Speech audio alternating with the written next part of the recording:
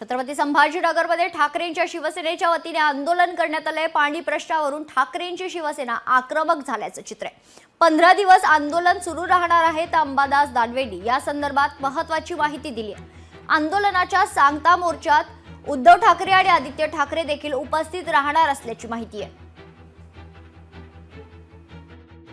एक दिवसाआड पाणी 2 दिवसाआड झालं, 2चं 3 दिवसाआड झालं, 3चं 4 दिवसाआड झालं। आणि ज्यावेळेस असं 3 दिवस आड 4 दिवस आड पाणी येत होतं त्यावेळेस आपल्यावर प्रचंड टीका टिप्पणी केली जायची।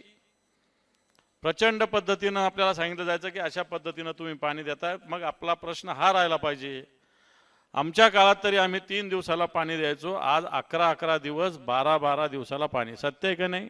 आता 12 दिवसाला पाणी आहे म्हणजे तुम्ही बघा, फार झालं तर महिन्यातून 3दा पाणी, वर्षातून 32-36 दिवस पाणी, म्हणजे 32-33 दिवस पाणी वर्षातून तुम्ही देणार आणि वर्षभराची पाण्याचा महसूल जमा करणार। मला असं वाटतं या सगळ्या आंदोलनाचा एक आपण गोळा बेरीज करून एक महिन्याभराच्या आंदोलनाची एक सिस्टीम आपण या निमित्तानं ठरवलेली आहे। लोकशाही मराठी ऐका, पहा, जागरूक रहा।